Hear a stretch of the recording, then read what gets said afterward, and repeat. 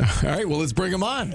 I am so glad Andy is on the show right now, though, because I just can't take another minute of fighting about Syracuse basketball with listeners. I can't. I don't know how much longer I can do this, Andy.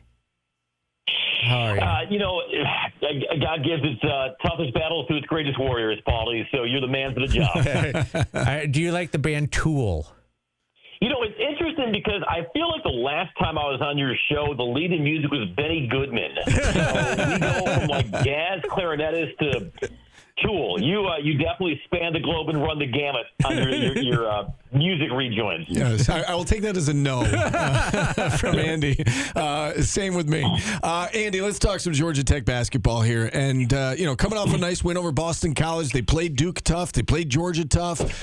Your thoughts on where this team is here in year 3 under Damon Stoudemire? Yeah, they're getting better. I think they're starting to turn the corner offensively. It was touch and go in the beginning. And believe it or not, Boston College, that was Georgia Tech's first power conference win of the season. But I think their offensive numbers, both the raw numbers and the efficiency numbers, are trending upward.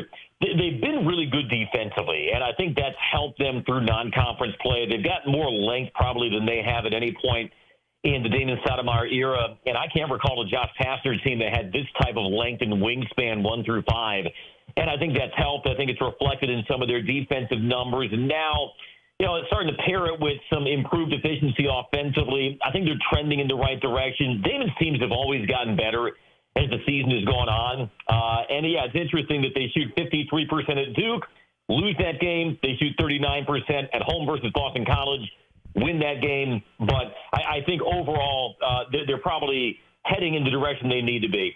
Coach Autry has mentioned about Syracuse a bunch of times that they just got to set, level 5, he calls it, and play that against everybody. It seems like under Damon Stoudemire, the Georgia Tech has played really well against the upper tier teams and kind of been, down against the other teams. Is there a way he can get these guys to be more consistent? It's interesting because this is year 3 under Damon, and Georgia Tech is 5-7 under Damon versus ranked opponents, which is a pretty good one-loss record, especially when you yourself are unranked in those matchups. And Georgia Tech very nearly knocked off Duke on New Year's Eve at Cameron Indoor. I think sometimes it's just the ebbs and flows of a season. I think also maybe that speaks to a little more quality depth in the league than people give the ACC credit for, that there are no true gimme games around the league, or at least as far as what people perceive the league to be. But you're right. I think that's part of taking the next step as a program is winning the games you're supposed to win, protecting the home court when you need to. And if Georgia Tech can erase a little bit of some of that inconsistency, then maybe they're able to take that next step into the next tier of ACC teams.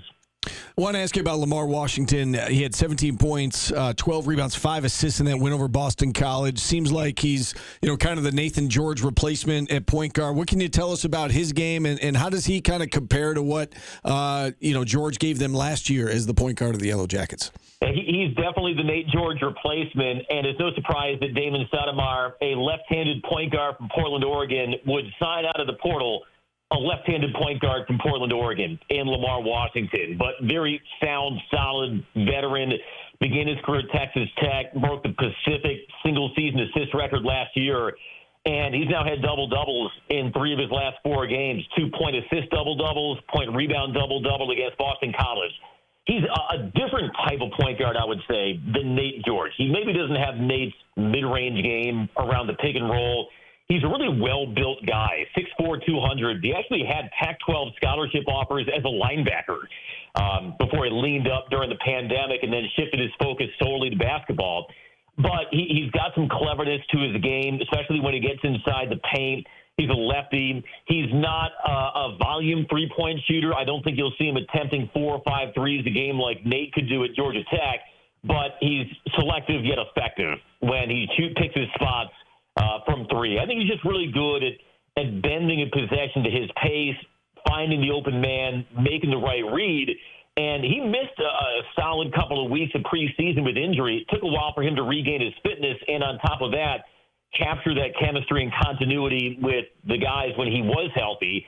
And that might explain some of Georgia Tech's unevenness offensively to begin the season. But now that he's settled in, you're seeing Georgia Tech's offensive numbers climbing up. And Lamar Washington just gives him a very savvy, sound, solid point guard who's been a pretty capable replacement out of the portal for Nate. Just a simple question for you. How is the crowd reaction going to be to Nate George down there? Not only Nate, but Soiree. I hope it'll be respectful because, life is short. But I'm also realistic, guys, and I can understand if Georgia Tech fans may feel jilted that two guys who were very likable, who genuinely seemed to enjoy their time in the program, up and left for another school in the ACC. I'll only speak from my own personal experience. I'm looking forward to seeing Nate and Soiree tonight. They were just two very bright, likable young men. I enjoyed the conversations that I shared with them. In the case of Nate, it might be hyperbolic to say he was plucked from obscurity by Damon, but he was a reclass, signed with Georgia Tech a week and a half before the fall semester started, and at that point, his best scholarship offers were Texas A&M, Corpus Christi, Sam Houston State, and Seattle. And under Damon's tutelage, he grew into a 2-year starting point guard in the ACC and led the league in assists last season. So, look, it's just I hope Georgia Tech fans understand that this is college basketball in 2026.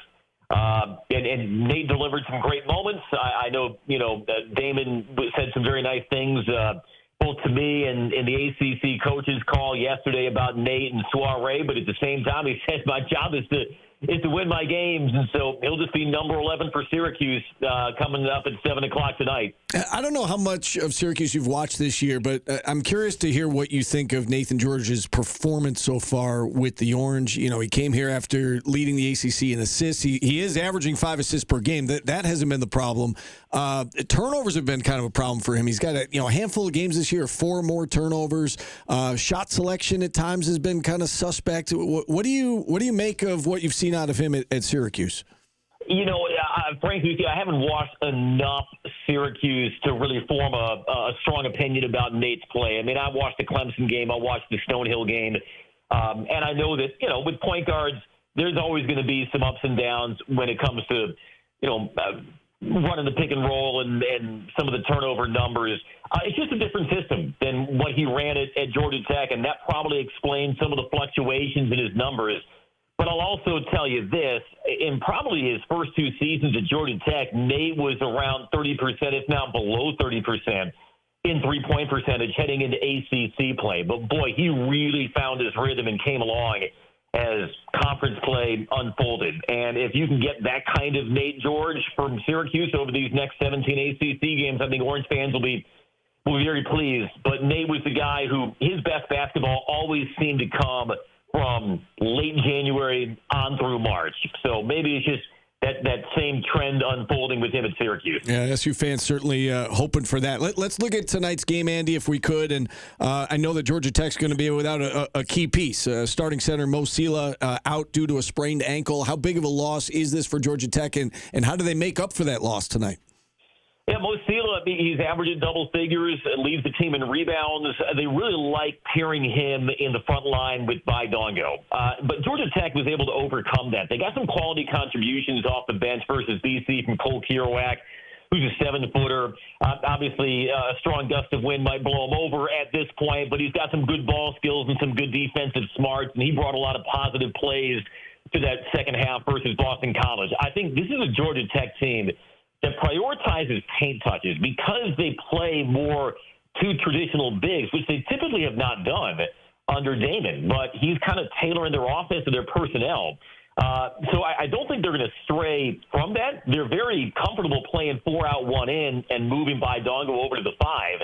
But I think with Mo Sila on the court, you have somebody who can take some of that pressure and attention away from Baidongo, and Bai would reap the benefits. So I still think you're going to see Georgia Tech play through its system, which is getting paint touches, playing inside and out, still being more selective in his three-point volume.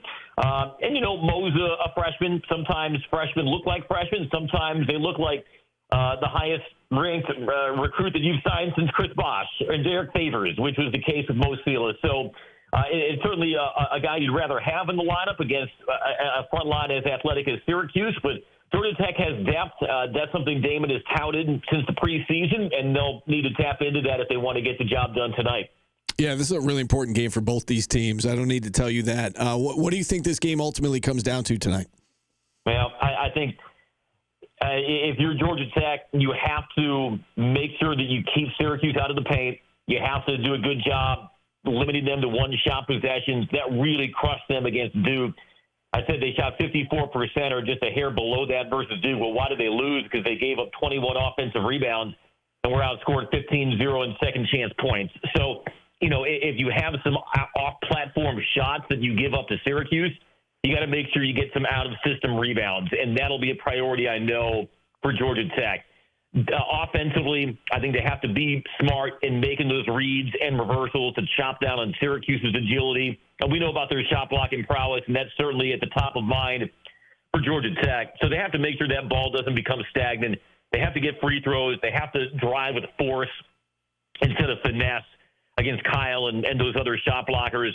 And I think also both of these teams, whichever one can control that fast break point category, I think will have a really big leg up in this game because you got two teams that are in the top 20 nationally in effective field goal percentage defense. So if you can get out and run off live ball turnovers and get some baskets in the open floor, whichever team controls that category in my mind, that could be the differentiator tonight. So those are probably the things on my whiteboard as I'm calling this game tonight. We'll see how close that might mirror David Sotomayor's whiteboard inside the locker room. Yeah, all the analytics suggest this is going to be a very close game tonight. We're certainly looking forward to it. As long as we have you, Andy, I want to throw you a football question. Georgia Tech coming off a really good season, 9 wins under Brent Key. I guess bring us up to date on what the offseason looks like for this team. I know they, first and foremost, they need to find a replacement for Haynes King, right? Yeah, well, they had the replacement for Haynes King, but he hit the transfer portal, Aaron Philo, and he's joining our former offensive coordinator, Buster Faulkner, at Florida. So this will be a different-looking Georgia Tech team in 2026. When you have success guys, you know that your staff and your roster might be ripe for poaching and getting picked apart. Buster Faulkner, our OC, he left for Florida. Our defensive coordinator, Blake Gideon, will likely be leaving for Texas. So Georgia Tech is in the market for 2 new coordinators. They're losing their presumptive heir to Haynes King. But Brent Key has always been a shrewd evaluator in the transfer portal. He'll try to reload and try to identify and rebuild this roster through that. But, he's created a standard of winning, which, as you know, can carry a long ways. And coming off 9 wins and an 8-0 start, there are still very high expectations and very high excitement for Georgia Tech. But they certainly have their work to do, like a lot of teams, in making sure they refortify their roster now through the portal and in these next couple of weeks. All right, Andy. Great stuff as always. We appreciate the time. Have a good call tonight, and I'm sure we'll talk again soon. That sounds great. And Paulie, Buzz sends his regards. I know that you'd love nothing more than to throw hands at your favorite mascot in the ACC. Yes, I tell him I miss him. Absolutely. He won't reply back, but I'm sure he'll nod in agreement. Yeah, He'll give you a thumbs up. Yeah, he attacked me once. Did he really? Yes. Was it deserved? It probably No, was deserved. he mistook me for somebody else. Oh, is that right? And he shoved me in the back. And when I turned around, he was like, I didn't mean to do that. That's funny. So he thought I was somebody else. Andy Demetra, voice of the Georgia Tech Yellow Jackets.